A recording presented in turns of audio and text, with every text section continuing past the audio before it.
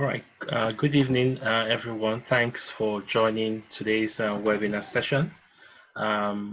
We have a rare privilege of having a renowned speaker who will be doing some justice to the topic of cybersecurity threat. I think from experience, each of us would have experienced some form of cybersecurity, maybe in our corporate place of work or even on our personal PCs. I think it's become even more obvious today that most people are working from home. So I think it's very important that we pay some good attention to this topic. I think it's so relevant and very contemporary today. This is being put together and hosted by Like Minds.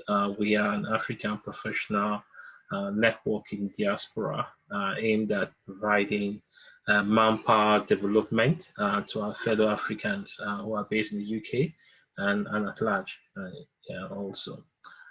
So thank you once again for joining. Before we start, just a quick housekeeping rules. Please ensure your mics or if you're dialing from the phone, ensure yourself muted at all times.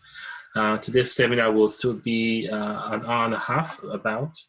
We will have sufficient time, like about 20-30 minutes for Q&A towards the end, or sometime in between. The speaker will have some time to have some Q&A in between, just to make us interactive as possible. So without any further ado, we want to invite Mark Segelov to start the webinar. Thank you. Mark, over to you. Okay, thank you, John. And no, thank you all for coming along this evening. So first of all, let me briefly just introduce myself. My name is Mark Segelov. I am the CEO and co-founder of a digital and cybersecurity consultancy called Saphisle. I've been working in cybersecurity or information security for what is probably around 20 years now. In particular, I've had a lot of experience across large organizations, Fortune FTSE 250, Fortune 500, across financial services. So I've worked with UBS, RBS, Lloyds, but also other insurance organizations like Direct Line Group and MS Amlin. I've worked across retail in terms of organizations like Tesco's and Selfridges, and also in consultancy as well. So for organizations like PwC and CGI, which is a systems and IT outsourcing organization. So today, what I want to do is share with you some of my experience around cybersecurity and cybersecurity threats, especially in these unusual circumstances, unusual times. So what I propose to do is to go through a presentation. There'll be opportunities at the end of each section to ask questions, and more than open to share my experience and also help answer some of those questions. So feel free to use the chat during this presentation and capture any questions, and then at the right point in time, I'm happy to respond to those. Now, the cybersecurity threat and the COVID-19 aspect as well. So there are 4 parts I'm going to go through. One is almost like, what is the organizational context? What is the context of cybersecurity today? And then more importantly, what are the 3 steps an organization should be considering to manage those cybersecurity threats? Now, the first thing, before I go into the detail, is really just to make sure we're all on the same page as to what do we mean by cybersecurity. Now, cybersecurity is very much around understanding and protecting information, and information in all its forms. So this could be information that's written down, this could be electronic information, but what is really important to an organization? So for example, a retail organization will have a lot of employee data, potentially. It'll have a lot of customer information and a lot of payment-related information as people are actually purchasing their goods, whether through e-commerce or whether in person itself. A financial services organization will have, let's just say, a lot more payment-related information as well, and also is more important to maintain the integrity of that information and that transaction as well. So I'm just going to go through the first slide, and this is around the context. So as COVID has continued and unfortunately still is prevalent today, security hasn't gone away. It never really did go away. It just took a different kind of prevalence within each organization. Now, what's more important at this stage is all around operational resilience, and people are trying to make sure that organizations are navigating the insecurity, the vulnerabilities that are actually happening at the moment. So there's a lot going on, and security has had to take almost like a second fiddle, or even lower down the priority stack. But the threats remain as prevalent today as they were a year ago or 2 years ago. Now, when we talk about threats, we talk about the threat landscape. So these are examples of the kinds of organizations or institutions who potentially would want to gain access to information in different companies. So let's bring it to life a bit. So organized crime and cybercrime is highly prevalent.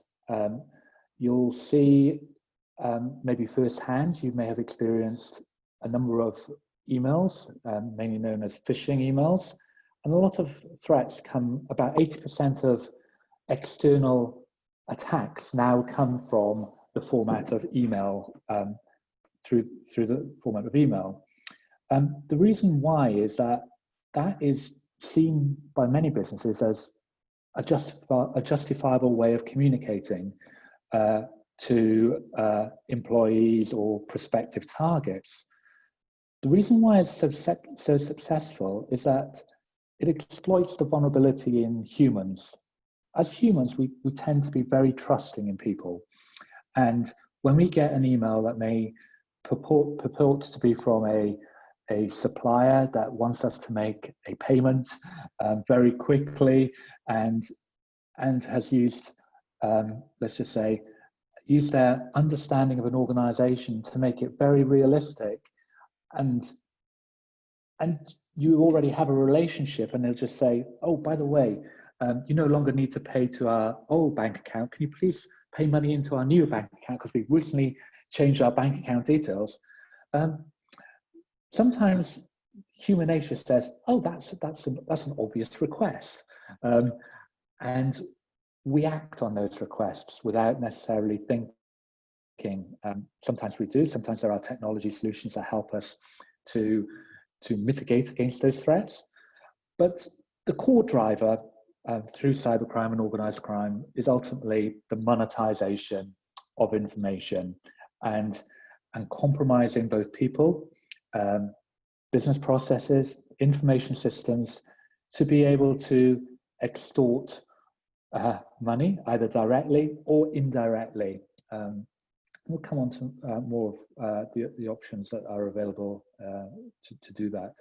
Obviously, I won't go into too much details how, but there are ways and means. Now, I think the other thing that we are aware of at this point in time is there's a little thing called an election going on over in America at the moment. It feels like it's been going on for the last 5 years with Joe Biden and Donald Trump.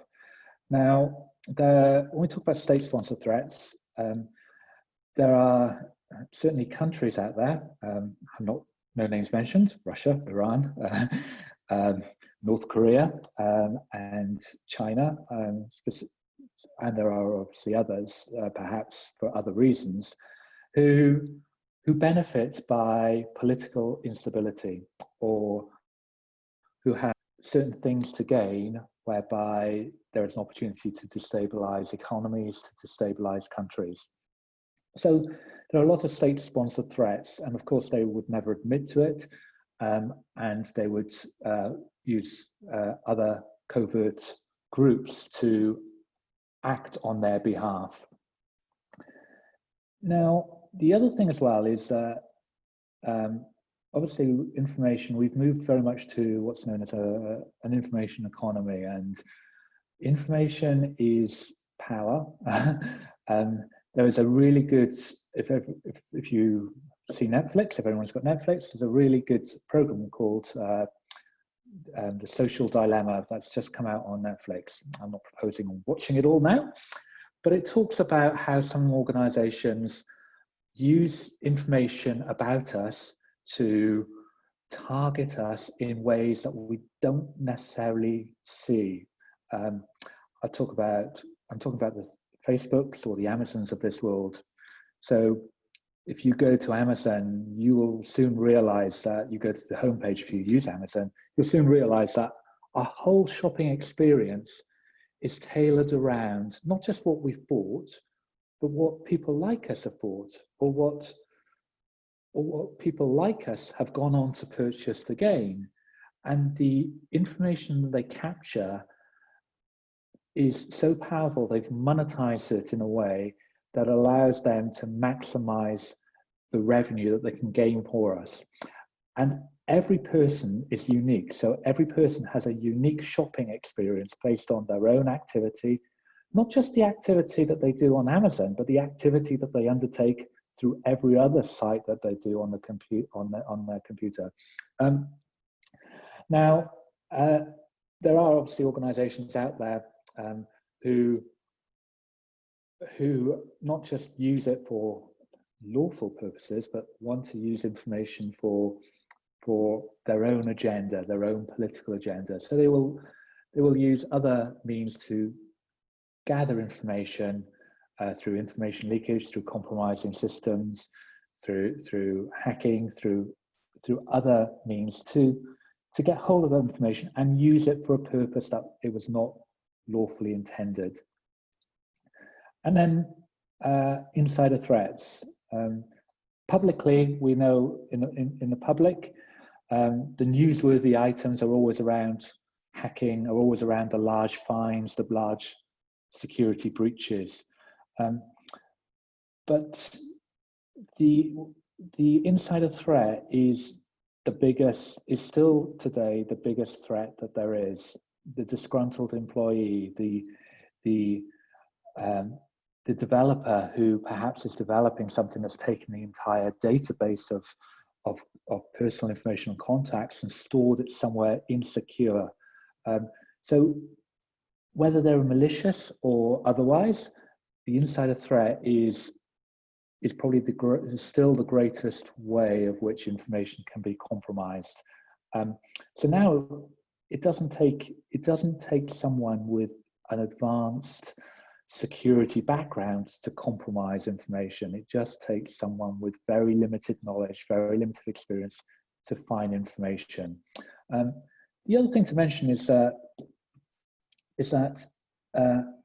the monetization of information, if you're familiar with like the dark web, it's a whole shopping experience, a shopping bonanza. So you can go out there and buy credit card information that can be used for further be used for financial gain. And you can pay £1 or £2 per credit card. It's literally that level of monetization is occurring. And there are millions and millions, billions of records that have been compromised across multitude of breaches. I think one of the most recent ones that's been public in the UK is the British Airways breach. It's been public mainly because of the fine that's been associated with it. It's currently, the Information Commissioner in the UK is currently trying to get British Airways to pay up around £20 million for basically insecure practices, which led to the breach. So I'm just going to go on to the next slide. Thank you very much. Okay, so I've touched upon a few of these areas. So how do they gain access to that information? And these are just a few examples. So we talked about malware, so malicious code. So viruses, traditionally the antivirus software would detect. Trojan horses, worms, which is another kind of malware. Ransomware is probably one of the most virulent forms of malware that is out there today. For those who perhaps aren't familiar with the term ransomware, it's when an attacker gains access to your systems and information and has the ability to encrypt that information in a way that renders that information useless to an organization. And more importantly, that attacker doesn't just necessarily need access to one information store, it can propagate that virus across a network that renders, in essence, a business, for want of a phrase, unable to transact or undertake its business without paying a ransom or a request for a ransom to pay for the decryption key, which is held by the attacker. And that is quite an extreme, but quite prevalent at the moment. And it can take weeks, months, years to, maybe not years, some businesses could potentially fold because they are unable to recover their information. And it kind of plays into the hands of what's important is maintaining backups of information, having disaster recovery and business continuity plans in place to be able to recover that in a timely fashion. And that's what is happening to quite a few organizations at the moment. The other one we touched about was phishing, and there's other various forms of, like spear phishing, where it's very targeted, especially around CEOs or financial departments, where there is an opportunity to perform financial fraud, as well as being an opportunity to introduce malware into an organization. And this again plays to the human vulnerability. Now, we're talking about the technical measures. There's still the physical and environmental threats as well. So organizations are still prone, especially where there is highly sensitive information stored, to the traditional breaking into an organization, going into a server room or going into a call center, putting in a device that logs or captures information into a computer. So there's still, there's still the physical and environmental threats that are just as important. When we talk about environmental, I think there's no better way that the COVID-19 has demonstrated a business continuity environmental threat, a pandemic, to really test business continuity arrangements. No one expected this, and very few organizations really planned for multiple pandemic threat happening in multiple physical locations across multiple geographical locations.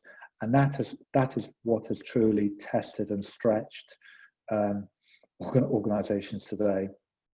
And that's where the remote working has come in, and the scramble to maintain business operations has happened, and quick wins and shortcutting the ability to operate remotely. I think that's the fantastic, and technologies like Zoom, which we're very familiar with today, and other technologies like the Office 365 environment and cloud hosting, the Wi-Fi capability. That's where today, more than ever, and if this happened 10 years ago, we perhaps would have not has been as ready as we are today. And thankfully, in some respects, a lot of business have been able to continue through this. Obviously, the ones that are more reliant on human contact haven't been as are struggling, and not from a security perspective, but obviously from a more business environment perspective. And then the wider threat landscape. bypassing business processes. So humans like to take shortcuts, and they will, by what they do, they will introduce vulnerabilities by how they do things in a day-to-day operation. And then accidental and malicious use of information systems as well. So previously, you know, salespeople might need contact database of their sales database. They'll go and take it on the road, or may email it to themselves and take it outside the protective security boundary. So those are really just a few of the how. Let me just move on as well. So what has changed with COVID? So nothing and everything at the same time. So the cyber threats themselves have remained the same. But what has happened is that they've become more sophisticated, targeted, and widespread. The rate of change of business at the moment has been phenomenal. Organizations have had to adapt to enable remote working, which has meant that they've had to move at speed and move at pace, which when you move at speed and change and at a pace to maintain that business operation, you potentially take shortcuts, not necessarily for the reason to maintain business survival in many cases, for the right reason. But when you take shortcuts, you may not necessarily think about, organizations not necessarily thought about the security considerations that you should have in place, such as what setup you should have for remote working. How do you ensure information remains secure when you are working from multiple environments?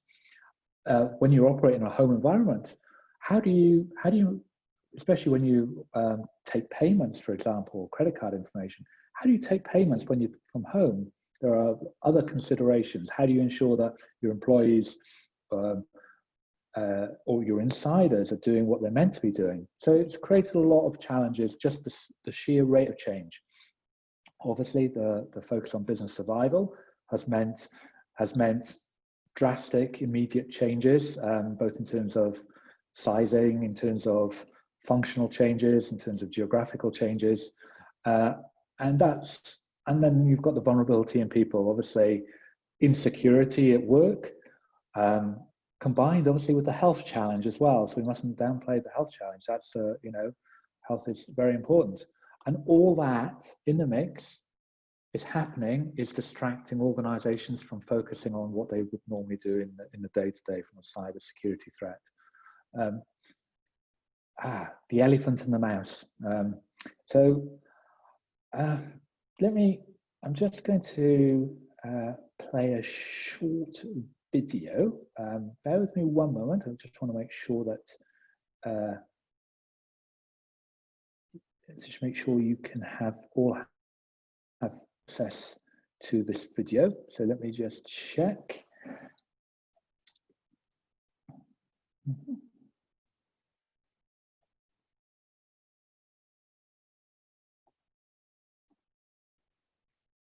Let me share.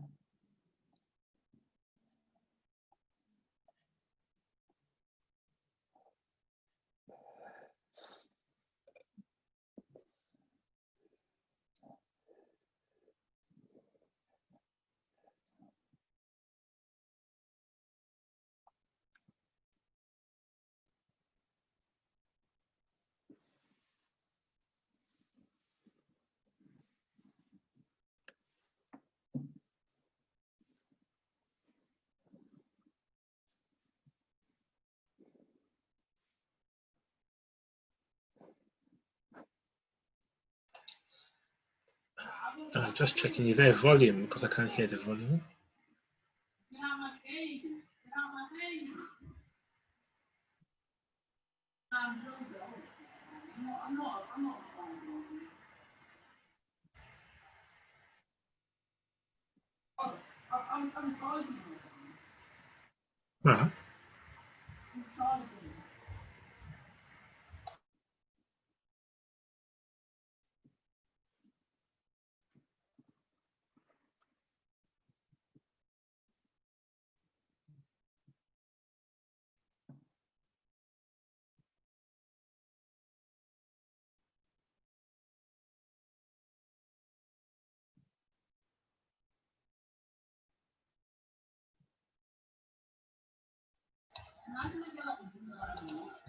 Can we hear anything? Oh, I can hear.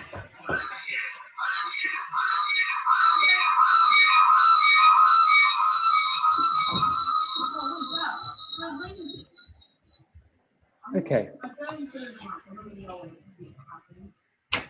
Mark, sorry, but I couldn't hear anything really on that video. Okay, bear with me one moment. So,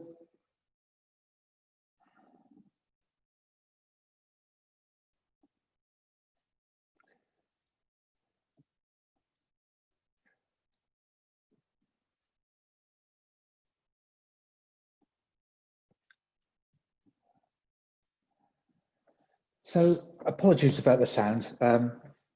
Luckily, the sound was probably secondary to secondary to the point of the video. What this is trying to portray is that insecurity. Sometimes we often worry about the big things, but actually, the biggest issues are actually caused by the smallest of things. So, for example, with British Airways, the compromise was actually caused due to a supplier, a third party, who wasn't effectively managed from a security perspective in terms of a piece of code in their application. And because British Airways weren't checking that code or that application, they didn't have the assurance that that was secure. What I'm trying to say here is that when we're looking at security, sometimes the most obvious things are the smallest things that are the easiest things to fix as well. So we worry a lot about threats, attacks, hackers, everyone trying to compromise our systems. But we need to look internally in organizations and look at our own business processes and what is, I call it the basics, okay?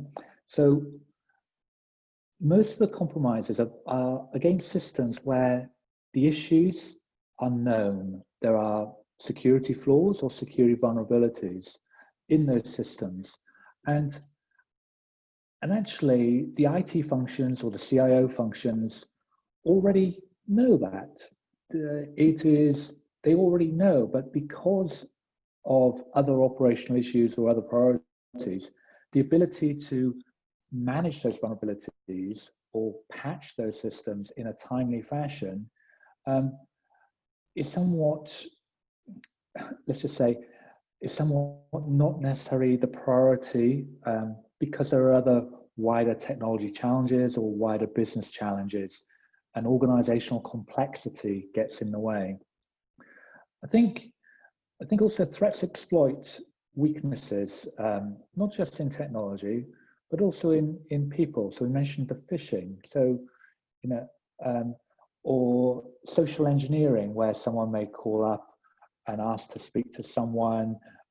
They may start to ask certain information, and they may go and do that to another person. And before long, they create a profile of someone. So when they call a call center, they may say, "Hi, I'm John Smith. I called so and so, and this is my number." And that's how things like identity theft happen. Is they aggregate information and they exploit vulnerabilities in people, but also the vulnerabilities in business processes as well.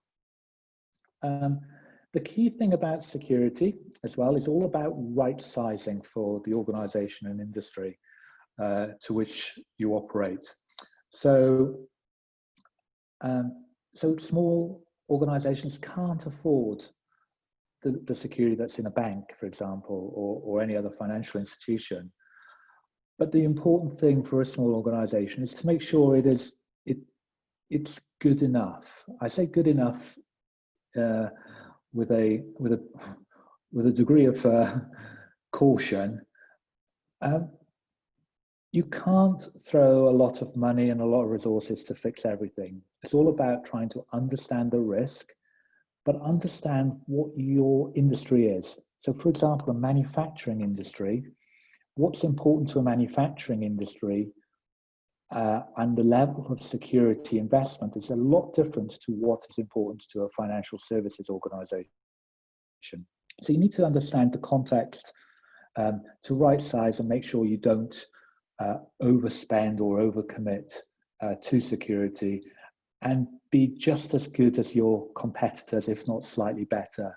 So there's no point if you're a manufacturer aiming for security as like a bank, but you want to be as good, if not better, than your industry peers, so that you are lower down the target list of potential attackers. So now what? So I think obviously there's numerous cyber threats at play. Obviously there's a lot of economic turbulence, human lives and livelihoods at stake, but we've mentioned that security threats are constant. They will continue to increase and become targeted. And it's about knowing when to start and when to stop. So it's all about how do we take a measured approach to addressing the threats post-COVID-19. And there are 3 essential steps, which I'll come on to very shortly. But before I go on, let's just take a pause and just ask if are there any questions at this stage? Just take a moment or two. So, John, I'm not sure if we captured any questions. Not yet. If you have any questions, feel free to unmute your mic and ask a question, or you could put your question in the chat box, and yeah, we'll ask questions from there. But I have a question that I want to ask, and I think it's the follow-up when you said British Airways. Yeah. I think I was one of the people who suffered, but because of the hacking, breaching. But I don't think whether British Airways actually acknowledged that it was a hacking into their system, because we were supposed to go on a holiday. I think we were going to France. I think that very day or day before, that's when they had the system hacking, but we're told that it was a system failure. So by the time we got to the airport, all the flights were all cancelled, and we had to go via alternative routes. But I think it was I think we were now told from other sources that most likely was a hacking experience. And I think we've recently seen some other hacking or cyber attacks into institutions, even institutions that have very high security protocols, even down to GP surgeries, hacking and having cyber attacks. And you mentioned something about ransomware.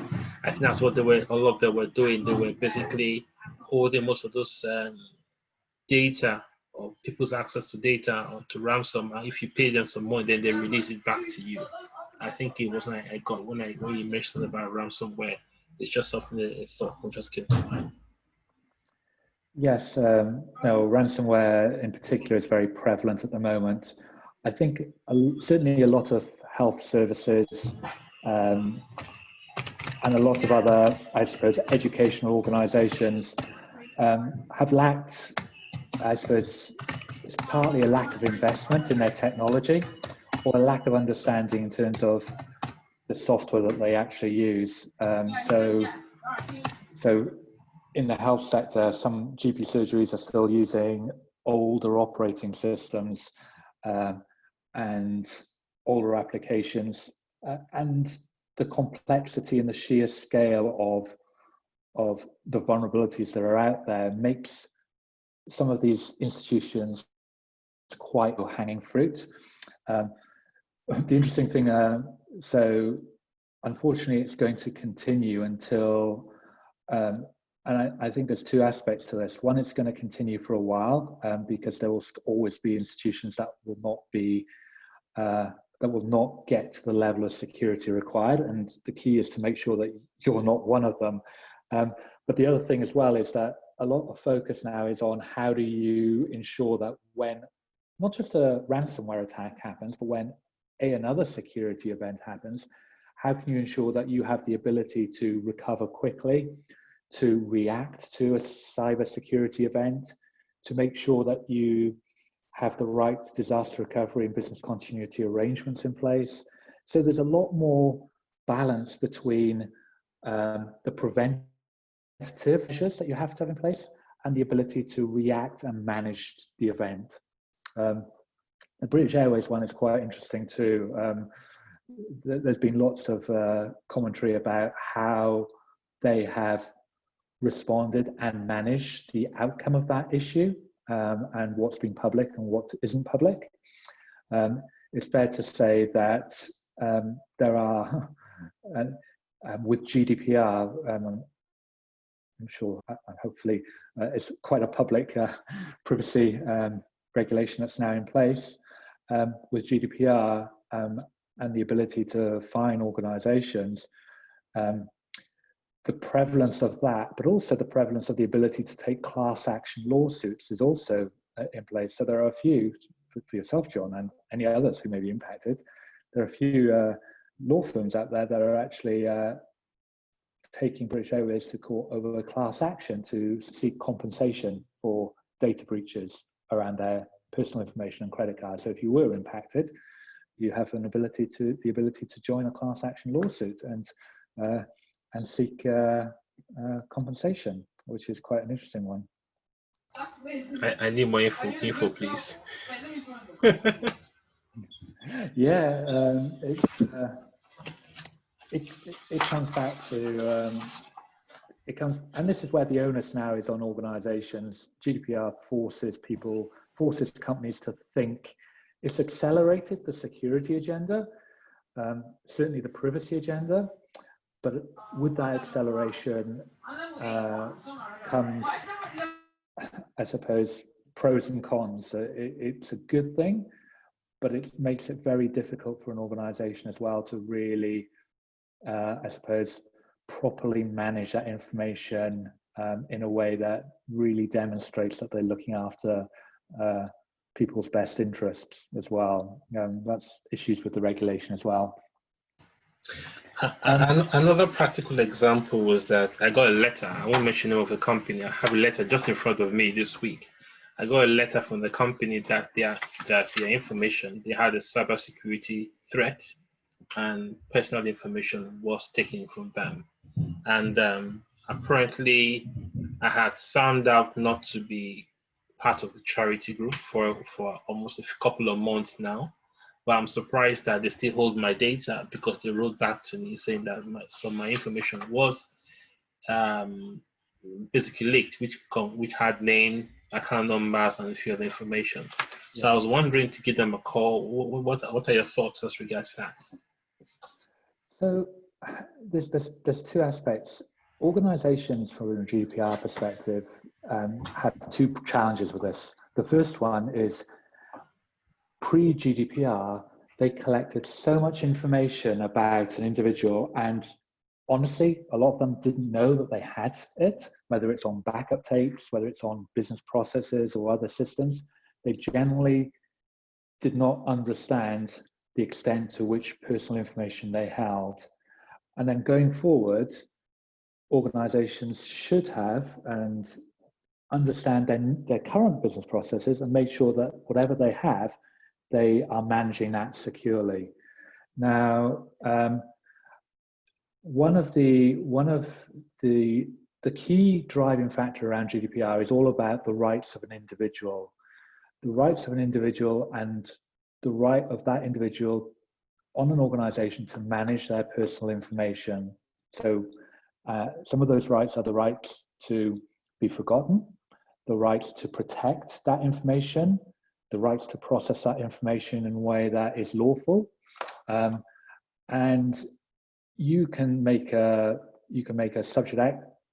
And also you have the right, if an organization has leaked your information, that you have the right to be compensated fairly for that information leakage. And if those rights are not to, you can complain initially to the organization, and if they don't address that, you can then complain to the Information Commissioner function as well who can take action on your behalf. So you have a right, if they have mistreated your information, either through an incident or a breach, and they haven't either compensated or informed you of that, then at a minimum, then you have a right to take it further.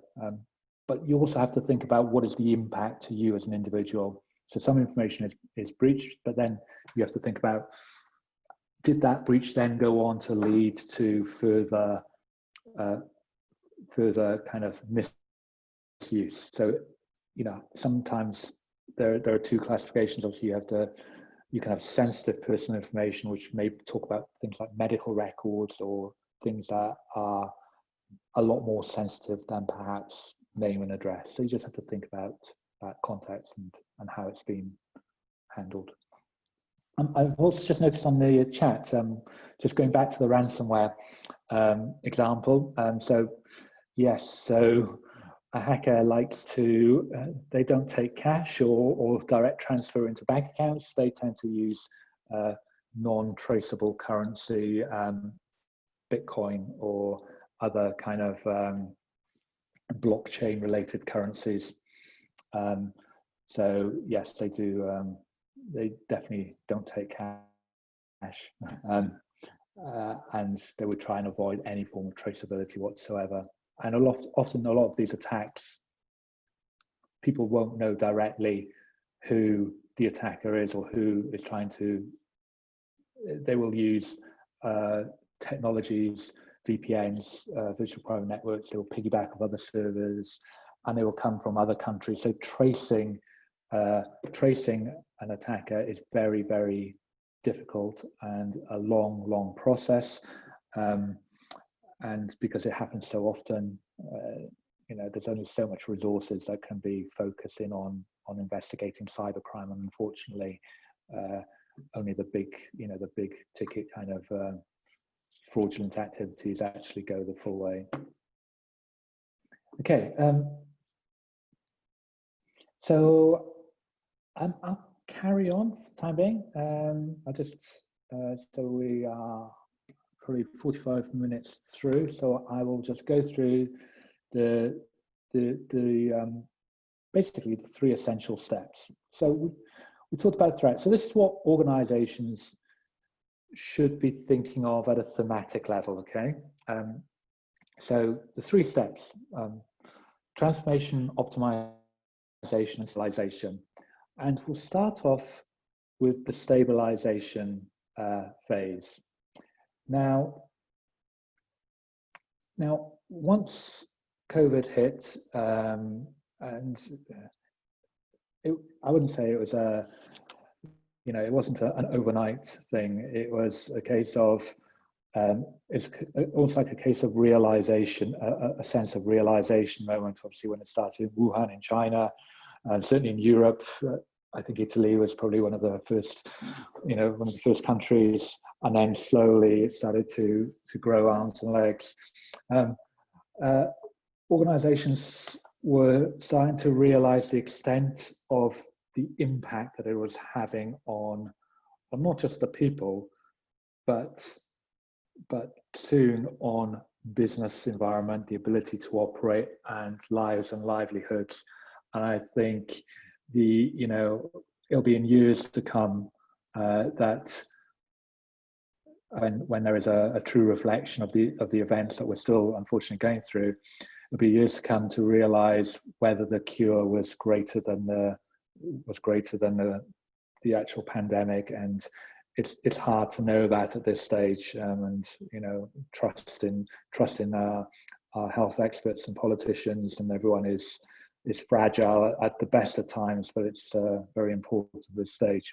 So from a cybersecurity perspective, it's very much being conscious of, through COVID, it's been very much conscious that people and businesses are not operating in a day-to-day environment.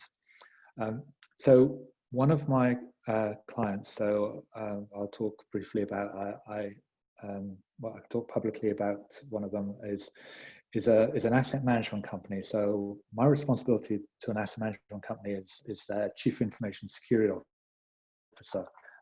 As an asset management company, they have I'm overseeing probably around about 20 different organizations who have all been impacted through these times. Some of them are manufacturing, retail, financial services, and they all have different kind of dynamics. And the key thing here is whether you're advising other companies or whether you're inside a company, not just from security, but from most, from most job roles, is empathy, is really understanding and understanding what an organization through, understanding the business drivers, understanding the challenges it faces. Not just operational challenges, the ability for operational resilience, cost challenges. Some businesses have benefited greatly, have adapted greatly through these times. But for every successful business, unfortunately, there may be two or three that may not be, that have to struggle. So this is all around the context of the environment. So priorities. So advising organizations is very much around, okay, if there were some things that you had to do right now and everything could be parked, what would it be? These are the priorities. What are the crown jewels? So crown jewels to an organization at that point in time. What are the high risk areas and what are the imminent threats? So imminent threats. So make sure your boundary, your technology boundary is secure. Make sure that your people, whether they're working remotely, you would have seen at the beginning of the pandemic so much advice around how to work from home, how to work remotely, how to be secure from home, but making sure that the people in their new operating environment were aware of what was important. A lot of people are, more generally, but it just focuses on general awareness. And then it's sometimes it's used the term "keep the show on the road," but it is about just making sure that operational hygiene, certainly from a technology perspective, around patch management, vulnerability management, incident management, making sure that you maintain that while maintaining the operational resilience and the services of your business. People are accessing applications, not just your 5 or 10 people working from home. You're having your whole, in some ways, you may have your whole call center that now has to work from home or work from remote locations. So how do you accelerate that? So it's about supporting that. And then finally, it's about the security instance. So the monitoring, keeping aware of threats, breach readiness and breach response. So knowing what your executives do, knowing how to act in terms of a potential security breach, but more importantly, knowing how to respond to it as well. And these are kind of, like the focus areas from a cyber security perspective in an organization. And some of you may have been involved in these, but some are probably, a lot of you are probably more from an end user perspective. You may have had communication from your security function, or you may have communication around how to operate effectively from home. It'd be interesting to understand, how much you have had, and some industries, certainly around financial services, security tends to be part of the culture. In other organizations like retail or manufacturing, it's a lot more alien to, it's not at the forefront in people's minds that it perhaps would be in other institutions. Obviously, it's not a sweeping statement, but it's more of a generic statement. Different companies are different.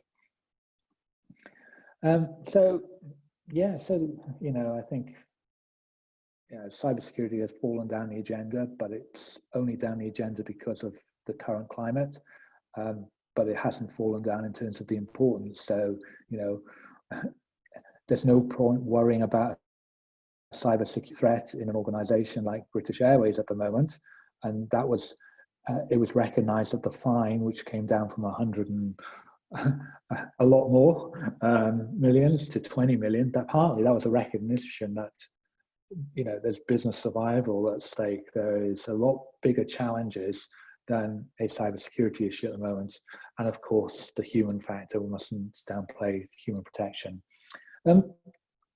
So basically, security leaders in organizations must enable the business to adapt expediently and support them, support them through this dynamic time, through these changes. That's really the key part. That's really what stabilization is. Worry about what needs to be worried about and support the business in the important things. And it's always been my view, and probably the view of many people.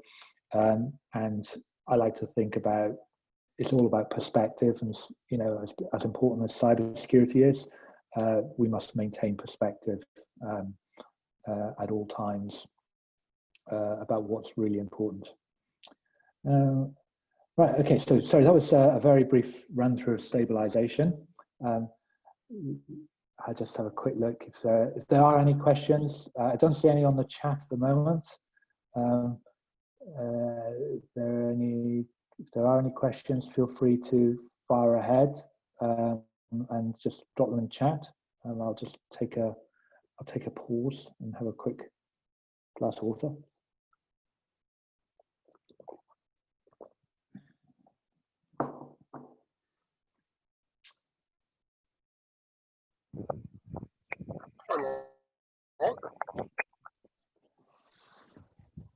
I can hear you faintly. So. Is it better? Yes, that's better. Feel free to. Yeah, I can hear you. Yeah. Yeah. No, thanks very much for the presentation. It's been really, really educational. I just wanted to hear your view really around the human factor. I know you've touched on that today, but pretty much around the very basic things that we as end users can pay to actually protect the organization. Obviously, it's around switching on the human firewall. Basic. I mean, what are those really basic things, apart from the very technical controls, things that we don't really need to spend too much in helping our organization stay secure? It's a very good question. So culture and training awareness is probably the key thing and the key differentiator to really take an organization from where it is today to where it needs to be. Technology is only as good as the people. Now, in terms of actual end users, there's probably I won't go through everything. There's quite a plethora of things, but let's just focus on some of the basics. The first thing is around awareness of email and email use. Now, most communication in organizations is through electronic means. And unfortunately, most of the threats are coming in through the channel of email. And you'll see a lot of awareness now is focused on phishing, how to spot emails that perhaps haven't come from the right source. Validating, if there's a request in an email to do something like a payment, before actually making that decision, actually picking up the phone and validating it with an individual. The other thing around email is, making sure you don't click on links, hyperlinks within emails, or opening attachments that you aren't sure of. But also validating who that email is coming from. Is it coming from inside your organization, which tends to be more of a trusted source, or outside your organization? So there are technologies in place that a lot of mature organizations would have in place, but there's still a risk of emails that are spurious that still come through, and that's where the human element comes into play.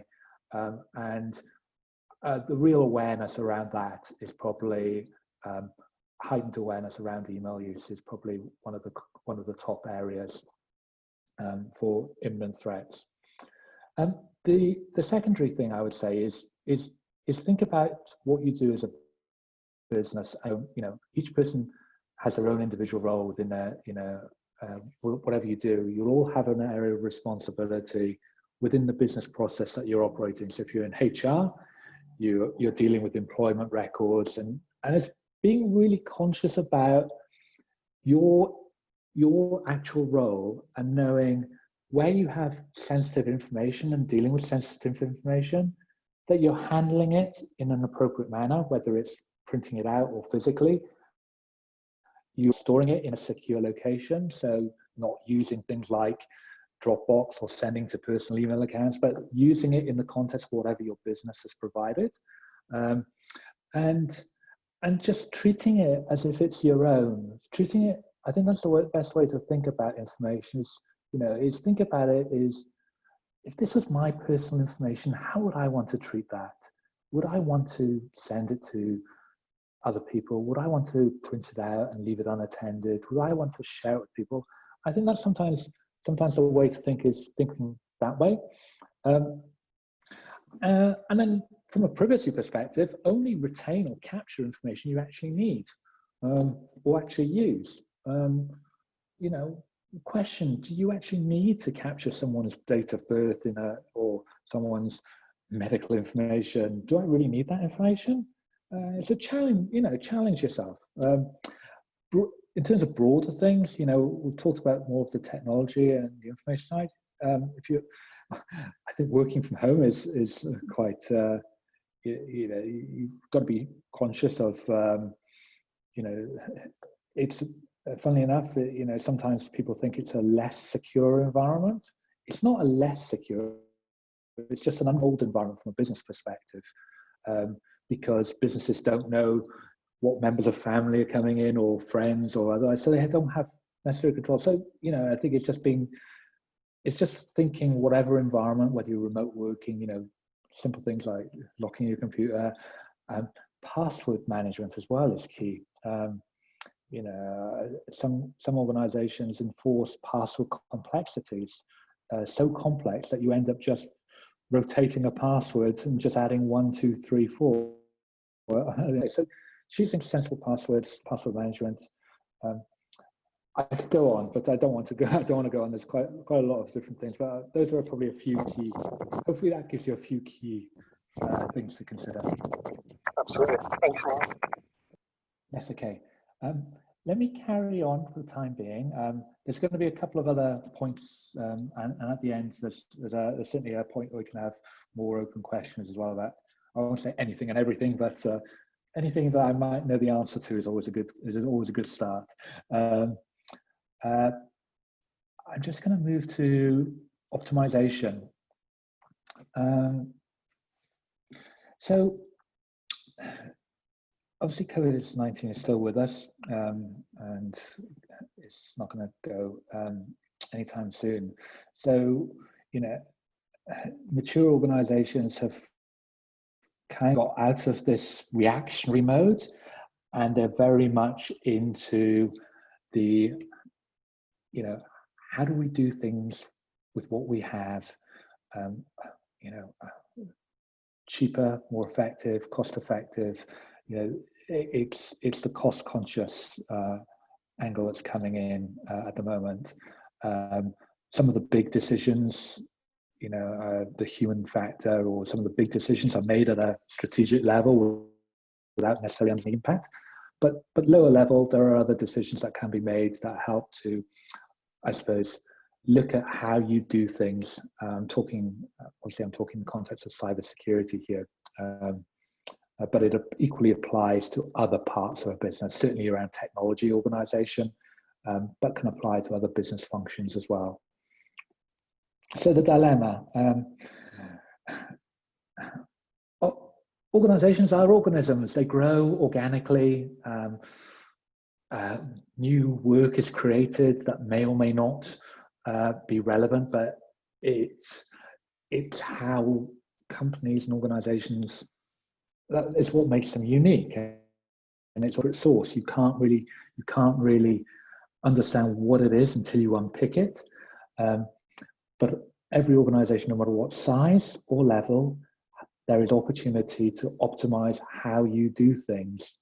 The current cybersecurity landscape, there is a requirement to be more efficient, be more economical, and how do we demonstrate value as well? So so what's driving it? Obviously, business survival, a focus to efficiency effectiveness. Obviously the requirement to increase profit, reduce costs, or deliver value to stakeholders. I think I'm talking about the non-profit organizations there. Focus has been very much on low-hanging fruit to date. So, big decisions are made because they've required big decisions. And the survival mentality now needs to move back more towards the maintaining and enhancing competitive advantage. So everyone has gone through the survival mentality. The focus now is, how do we as an organization optimize ourselves to be able to, work our way out of this challenge. So where should the focus be on? So security, technology. So first, look at your technology landscape, look at your security technology landscape, your capability review, focusing on the total cost, life cycle cost of your technology. And it's easier said than done in larger organizations. Some of the easier decisions, people are going down the outsourcing route, adopting cloud services, whether it's for email, but that only goes so far. The other aspect is looking at your cybersecurity technology or broad technology and understanding what features and functionality you do have. So many IT functions have procured a vast array of technology that they don't even understand what it can do and what it can't do. And looking at it enterprise-wide, whether it's your security architecture or your IT architecture, looking at enterprise-wide and looking at that capabilities, you'll soon realize that there are opportunities for rationalization, a lot of costs, whether it's through removing products, using functionality you didn't know you had, or even just looking at the product set and saying, actually, you know what, we don't need that.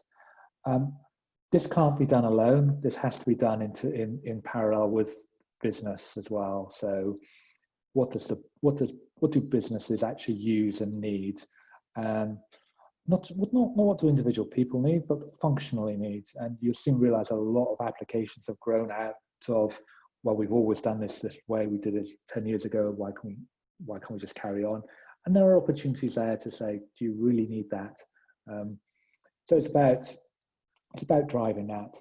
And then also risk. So from a security perspective, focus on the areas of greatest risk.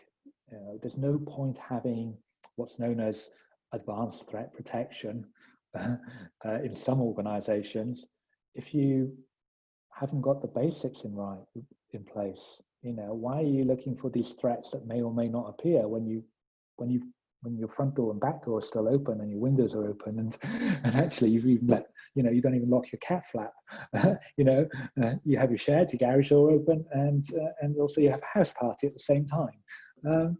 So, you have to think about it from a working your way up, your basics, your patch management, your vulnerability management, making sure you've got your firewall, making sure you're managing change, you're managing technology change properly, making sure you've got access control, making sure you're limited access to only those people who need access to do those accounts. All, think about basics. Once you've got that, then you can start thinking about those advanced capabilities, and you just need to work your way up that stack. And then also aligned to that, sometimes it's challenging how you do things, your delivery model, your I like to use the analogy of the start, stop, continue mentality. It's like, what should you do today? Should you stop doing it? Should you continue doing it? Yes, no, continue, because only through going through that rigorous process do you actually, and asking yourself, how does what I do in that specific piece of work deliver value to your customer, whether that's an internal customer or ultimately your external customer? And if you do that, and organizations don't necessarily do that day to day, but because of everything else gets in the way. But if you really do that, you soon realize there are other opportunities to optimize how you do things. The second stage is value proposition. When you're optimizing, you really got to be able to also, whether it's cybersecurity or another business function, how do you demonstrate value for security to the C-suite? What are the drivers?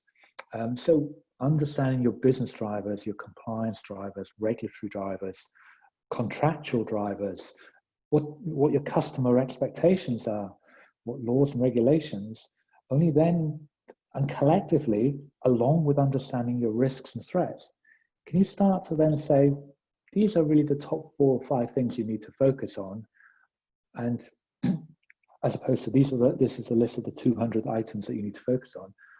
Then you can say to your C-suite, this is what you need to focus on.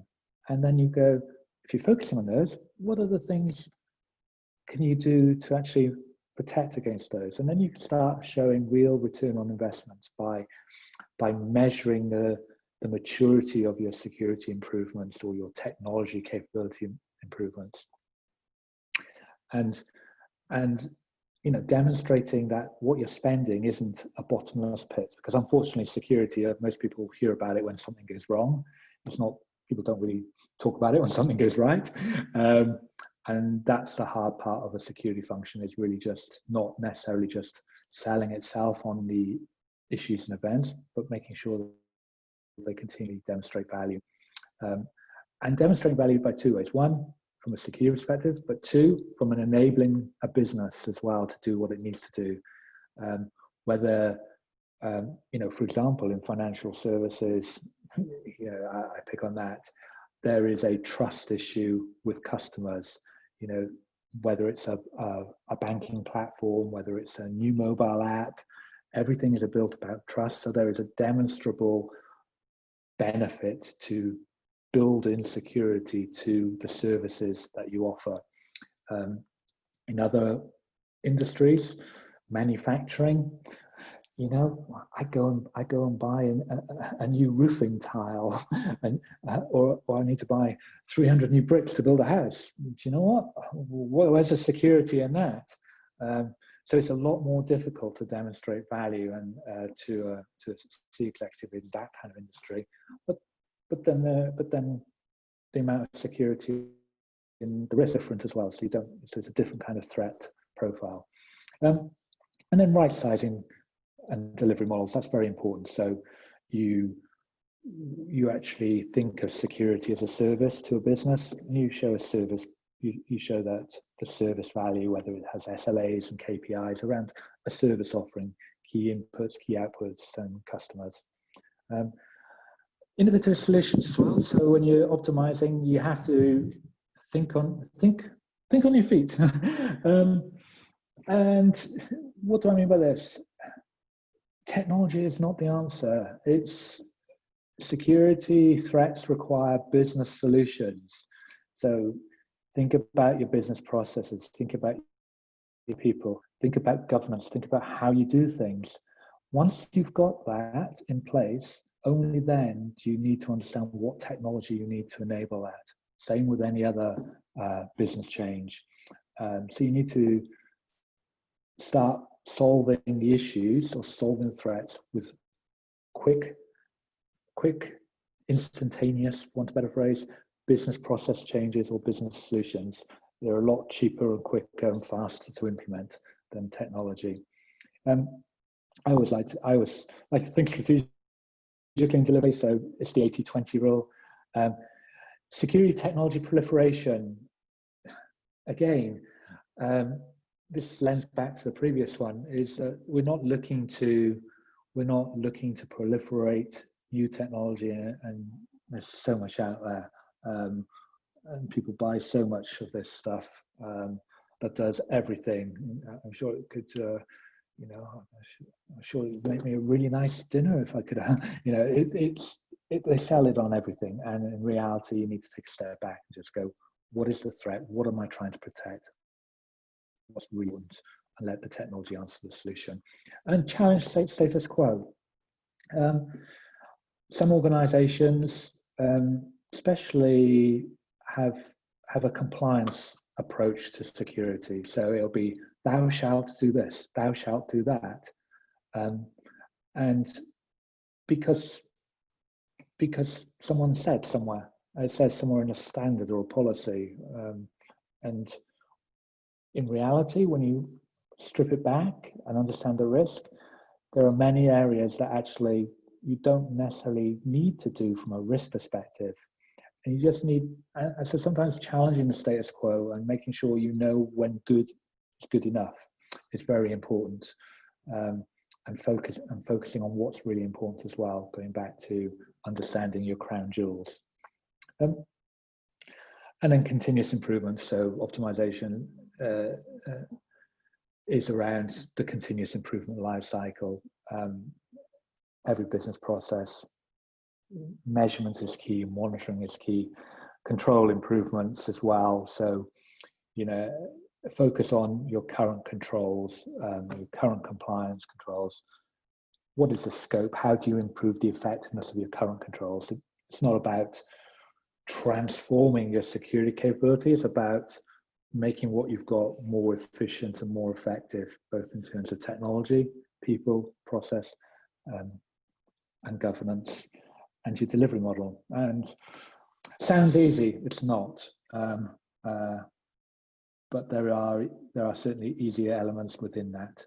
I'm taking a pause for quick questions. We've got a quarter of an hour, so if I haven't got a question within the next 10 seconds, I'm going to carry on. There will be an opportunity for final questions in a moment. That sounds like 10 seconds. Not that I would. Okay, so transformation. If you're not doing this now, you should have been doing this all the time, okay? Where there is change, there is opportunity. That's the way I like to think. Some organizations are more successful in transforming themselves. You'll see you'll see a lot of businesses that suddenly have adapted their supply chain to suddenly be able to deliver face masks or sanitizers. Chemical firms have changed their production line to no longer producing X, but producing Y. These are things I'll see. Some things can be transformed quite quickly. Other things take time. But now more than ever, customers have changed. Customer sentiments have changed. I think some industries have been impacted a lot more. Retail, tourism. If I think about some of the retail organisations in the UK the ones that have succeeded are the ones that were already there, like we all know the Amazons of the world. They've had a purely digital model, and then there are other retail organisations. They have been successful, but haven't adopted the technology capability to offer, like the clothing retailer in the UK called Primark, which never had an e-commerce offering. It was always a bricks and mortar offering. They haven't. I won't say they haven't been as successful as they could have been because they didn't have that capability to scale up. So the acceleration of digitalization is at pace now, and organizations, if they haven't already, they are looking at how do they operate in this new world, whether it's insurance organization where people are driving less. How do they change their business model to maximize their profit when people are driving less and less? How do they adapt that quickly? so there are some insurance organizations like Direct Line Group reach out to their customers, and they talk about customer retention now. They're offering cashbacks because you haven't been driving as much, and thank you very much. So it's working out what it means for each business. I like to think of, often there's some companies that are all doom and gloom, glass half full or half empty companies. And I always like to think, why do we constrain ourselves by a glass? We should be thinking positively, optimistically, no matter what stage of an organizational life cycle you're at. Accepting, obviously, there are always going to be personal challenges, whether it's, there are businesses out there, and I like to think that the successful businesses are the ones that put their people right at the top of their agenda, not their customers. I know this sounds a bit converse, but they're people who work for them. Because if you put your people that work for you first, in turn, they will put their customers. They will look after your customers, because you, as an individual or as an owner of a company, will never be able to look after every customer. You're reliant on your people. So this is why I think it's so important to focus on people. So we're no longer transforming out of necessity, but we have to take advantage of business opportunities. Cybersecurity must support business transformation, but transform themselves as well to address the evolving threat. So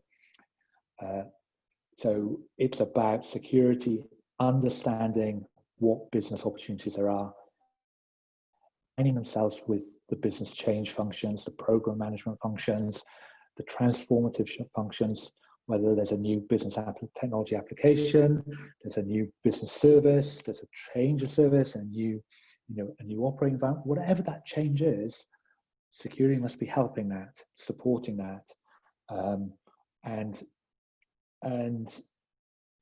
ensuring that they also change themselves to support that new opportunity. So what driving changes? Proliferation of remote working, the acceleration of digital services. Obviously, we've spoken about reduction in some sectors. Consumer needs have changed almost overnight. Gosh, I don't know how often I've used services like Deliveroo and Just Eat. Going to a restaurant, I love going to restaurants, but it's, not only has the environment changed in a restaurant, it becomes a little bit, it's not as friendly as it used to be. So not only has the environment changed, but my need and desire has changed to go there. The donut effect, I'm not sure if, let me explain this for those people who may or may not have. So big cities, London, people aren't going, everyone must walk and cycle. Of course, we're all going to walk and cycle into the city. Reality hits. We use public transport, mass transportation has impacted the way we come into the city. So what happens is the center of the cities are a shadow of their former selves. So obviously the businesses that have impacted in the center, working from home. But what's happening is the local communities are thriving. So people are going more local. So the external, your local villages or your local towns, they're thriving because people are going to their local butchers again, their local, I won't say local coffee shops, but local, using more, they're not traveling as far. They're using more of the local amenities. So that's happening, that's driving changes, and business change is driven by that. Economic, social, well-being changes.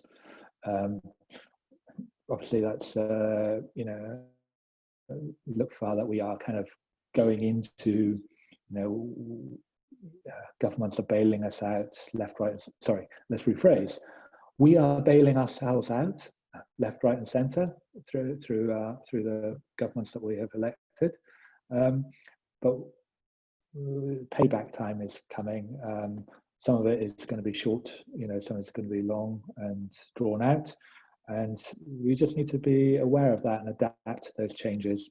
And obviously well-being and it's become more prevalent as well. People have reflective. So sort of, regulatory and compliance drivers, gosh, this is, I don't know, everyone's forgotten about that. GDPR has gone down, no one talks about it as much as I do anyway. But obviously Brexit, for example, has even taken second fiddle to what's happening at the moment, but it's coming. The impact is yet to be fully felt, but it's coming. So that's what's driving changes. And I like to think with a couple of areas we need to transform. It comes back to, I'm not saying transform people, but when we're going through a business transformation, technology transformation, or security transformation, we need to focus on the people side, the culture change. So it's about leadership. Is the right leadership? Obviously, leadership at all levels. So is what's important. So right from the top, they set the tone, set the culture, but that needs to transform into self-leadership and driving a common agenda. Retention is a challenge at the moment. Part of it is forced due to redundancies and people being let go. But those, depending on how an organization has treated its people, will depend on those good people who are left, of how bought into they are in terms of the future journey. Because there's nothing like redundancy to make people fearful and not necessarily be, let's say, appropriately aligned, which introduces self-security threats themselves. Training and skills. So, make sure, being ready for the opportunities that come ahead. Attraction. So, you want to be an organization that shouts out and says, look, we are positive. We treat our people right. We treat our customers right. And it's the same with security. You want to be positive and take a positive approach to cybersecurity, and then culture change. So transform our people. Processes. Again, business processes. So cyber processes are also a business process. So looking at, where there is radical business change, how do you change your processes to align to that? How do you ensure the new requirements that have always existed but are perhaps more important than now, the agility, the cultural alignment of processes, the flexibility, the scalability. So organizations like, especially the ones of bricks and mortar, or airlines, for example, their whole business model has completely changed because their model is based on a high fixed cost model, very capital intensive, and it requires a high number of people to be on their flights. And then their supplier base were also linked to that business model and were paid by, for example, baggage handlers were paid by number of people that number of bags that they were actually managing. So transforming processes, but also transforming business models as well, which is important. Complexity simplified. Oof. Every organization tries to do this, but there's got to be a driver now to do so. I like to think of some of the banking is, I pick on banking because I've been exposed to that industry quite a bit, but the neobanks, the challenger banks, NatWest, RBS launched a challenger bank, neobank. Unfortunately, it was still based on some of the old legacy systems environments, so was never going to be in a position to compete with a Monzo or a Starling bank, because it still had the legacy associated with that. So there's going to be huge challenge to is to remove complexity. And finally, it comes back to more now than ever, how do we actually deliver value? Channels minds. And in the technology transformation, business first, foundations are key, need to be understood.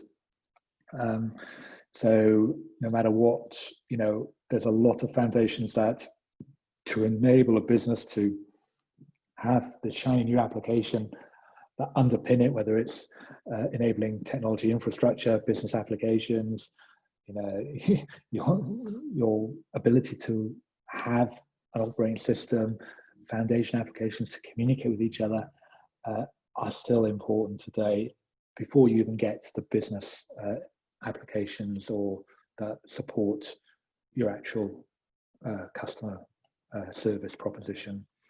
Don't get blinded by new and shiny. That's so important. AI, IoT, cloud, blockchain. It's fantastic, all right? It's amazing. But AI has been around since computers have been around. Artificial intelligence, it's been around. The application is different, and the marketing of it is different. So in security, we had what was known as intrusion prevention systems, the ability to detect and learn from trends and patterns to prevent security breaches. That's been around since I've been in security, at least 20 to 25 years, easily. Internet of Things, it's just another computer. It's just a smaller computer attached to which isn't protected, with a smaller operating system that isn't a Windows or an iOS operating system attached to a toy. It's still the same thing.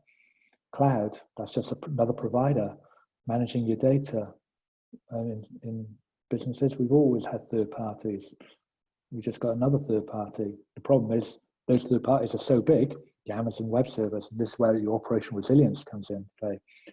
AWS, Microsoft.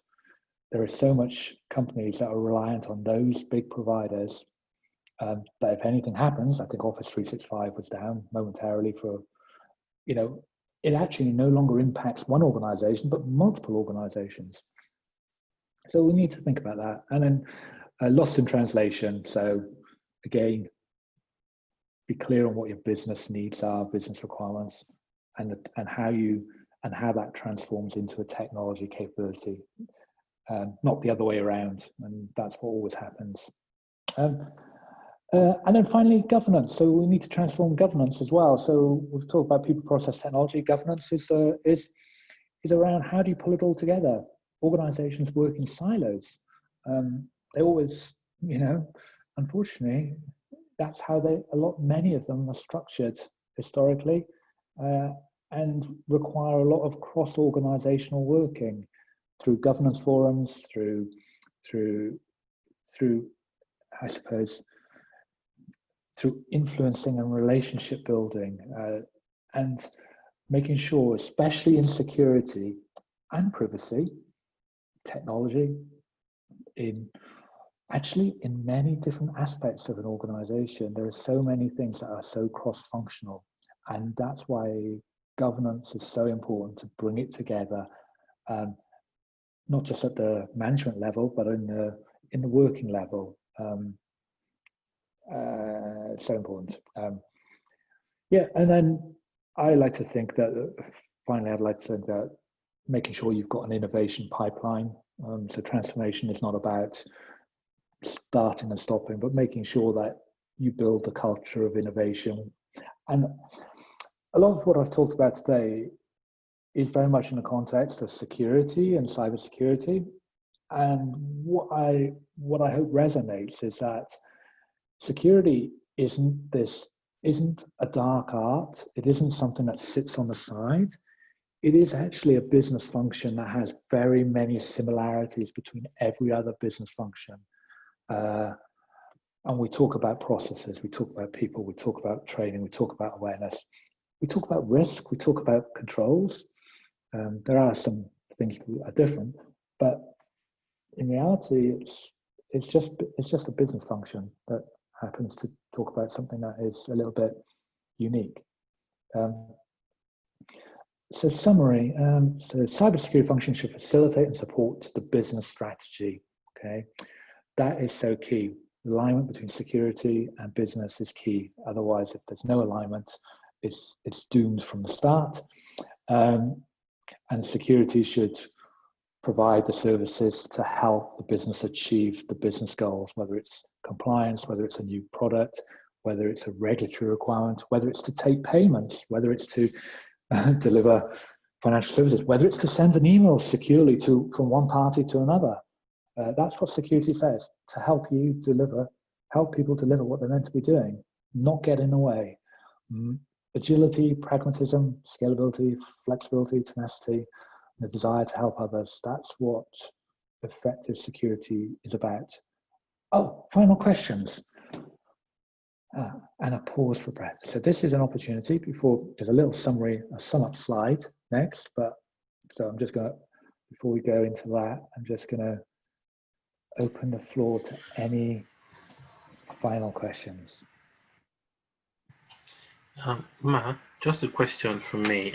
There seems to be more high prevalence of cyber attacks, not just on individuals. But we could deal with that not too difficultly in a way, because we put in the right antivirus, not to click on some attachments. We got used to all that. But the threat is more on the corporate side.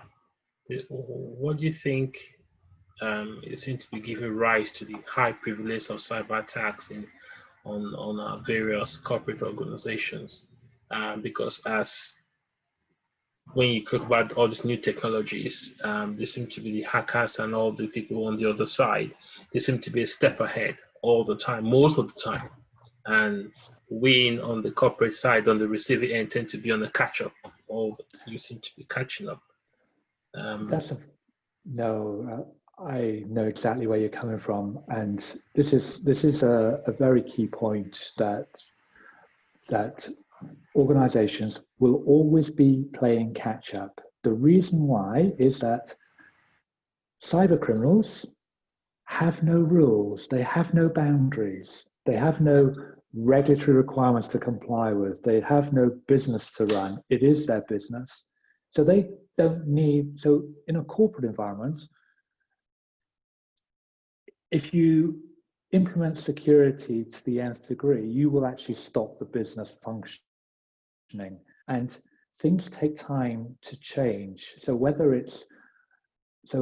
a cybersecurity will know about a vulnerability and act on that vulnerability, and will have the ability to understand your environment, your network very quickly, almost, I wouldn't say instantaneously, but a lot quicker than an antivirus firm would understand, or an organization would have a patch in place to not only develop a patch, to identify the vulnerability, to develop a patch, to test the patch, to deploy the patch, to send it out to companies, for the companies to then assess the impact of that patch, to not just to assess the impact, and then once they've assessed the impact, they then have to deploy the patch and then realize, actually, that application will stop working, that will break.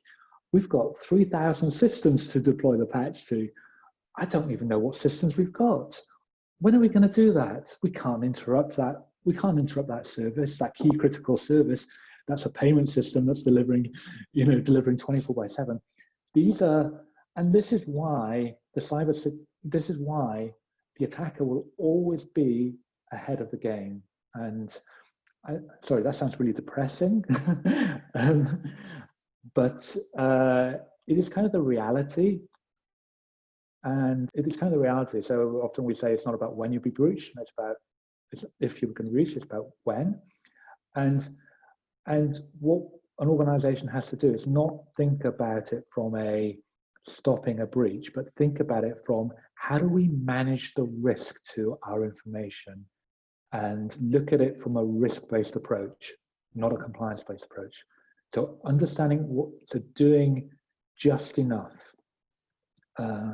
and having the balance between detective controls, so monitoring your systems, security monitoring, security alerting, having balance between so you'll have, in some organizations, you'll have a lot of mature organizations will have security monitoring centers, security operation centers, where they will monitor key security events of your infrastructure, like your firewalls, like your key servers that have key critical.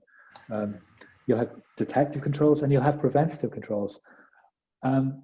And you have awareness, you have your softer side as well, your business processes, awareness, and it's about how they all come together in a control environment that manage your key risks, because you'll never be able to manage everything. And you just got to make sure that you're good enough, because attackers will go after what is, in most cases, what is the easiest path of resistance. So if you're, when I said earlier about being as good as your competitors, if you're, without naming any names, there's a financial institution that had great multi-factor authentication in place with secondary responses to authenticate yourself to a secure application with encryption, ... And while one organization was still access to an account, was still using, I call multi-level authentication, which was just a series of questions and answers. So as an attacker, I'd say, that one's easier to break than that one. So I'm gonna have a look at this one. And similarly with vulnerabilities, they'll look at vulnerabilities on an estate and go, actually, this system has got high vulnerabilities. This one's got medium. I'm gonna go after these because I can exploit that system very easily, very quickly. So a lot of the issues created are actually by pure security by design. So pure by misconfiguration in firewalls, leaving default passwords, not leaving vulnerabilities that could be closed earlier down. And this is where targeted training awareness, as well as security configuration, security engaged in that process, will help get to a point where something goes live. Hopefully we will shut the door. Sorry.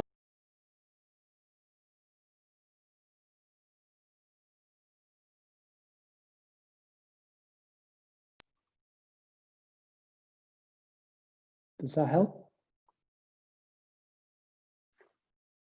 Okay. So there's another question here. Yeah, if you can do that again in a minute, I think we'll pass the time. That's sure. Yeah, no problem. Okay, what do you do to strengthen the home cybersecurity as we work at home more? Okay, so on home cybersecurity, the weakest link is often your router from a technical perspective. So making sure that you have your security router, secure password on your router, make sure you've changed your administrative password on your router as well, because that's your natural route in. So that's the way it's likely to be compromised. Similarly with your Wi-Fi password, if you're using Wi-Fi, making sure that it's it's as secure selection of password as possible. That's probably more from a technical perspective. Again, if you're using a home computer as opposed to a corporate laptop, make sure your home computer has got antivirus or anti-malware software in place. If you're at home as opposed to a remote environment, again, more of the physical controls, so locking your computer, making sure that it's secured at night. Unfortunately, people's homes are broken into and are potentially vulnerable. So just making sure that physically they're secured as well. It's like that as well are probably important, especially if you're going to have sensitive data on that computer and on that device. Those are probably some of the key ones. Okay. Oh, thanks so much, and I will pass the time. So I just want to say thank you, Mark, for taking time to do this webinar, to facilitate the webinar on our behalf. I want to say thanks everyone to every attendee who's taking time to join and also to wait up to this time. So just want to say thank you. For those of you, if you're bold enough, let's see your lovely faces before we go and just say bye-bye. If you don't mind, putting your camera just to say hello and say bye-bye before we go. At least that would be great. Mark, you can stop the presentation slides, as it should be fine as well. Okay. All right, so let's see some lovely faces. Mike, you want to say hello? Grace, hello to Mark as well. We say thank you for joining. And Chelsea, thanks for joining. Lady, thanks for joining. And yeah, thanks again, Mark. And hopefully we'll speak Yeah, soon. thank you. Yeah. Yeah, thank you all. And yeah, feel free to reach out any questions. Happy to. Thank you all. Hopefully it was informative and helped. Thanks. So thanks once again. All right. Bye bye, everyone. Okay. All right. Bye. Bye.